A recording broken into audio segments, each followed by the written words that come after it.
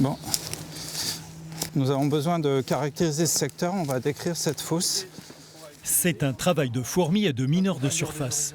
Depuis des années, l'Institut national de la recherche agronomique et de l'environnement étudie scrupuleusement ce qu'il y a sous nos pieds.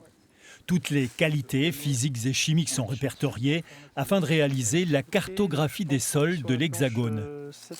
Donc on décrit le sol, on observe ses propriétés, on collecte des échantillons. C'est un enjeu parce que le sol, c'est un patrimoine qu'il faut conserver.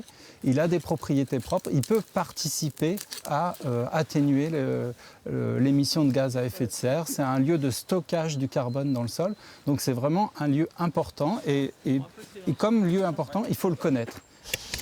Je vais me mettre par là, oui, c'est pas mal.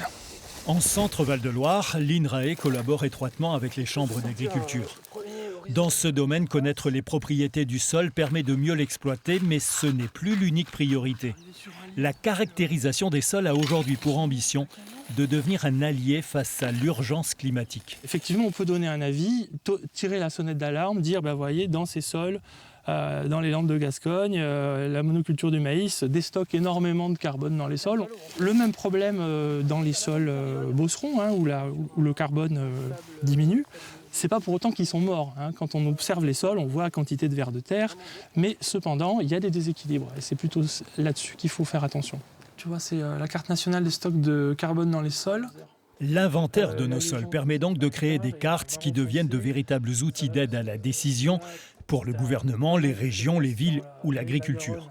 Dans le contexte de l'urgence climatique, ces cartes nous disent qu'il faut arrêter l'artificialisation des sols, car où la végétation est préservée, on émet moins de gaz à effet de serre. Ce qui permet de faire ça, c'est notamment la couverture végétale des sols.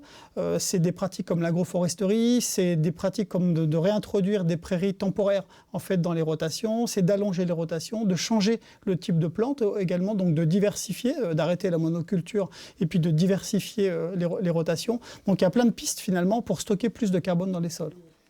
Des pistes à mettre en œuvre très vite. La carte nationale du carbone dans les sols montre que le Centre-Val de Loire est sous la moyenne française de captage de CO2 dans les terres.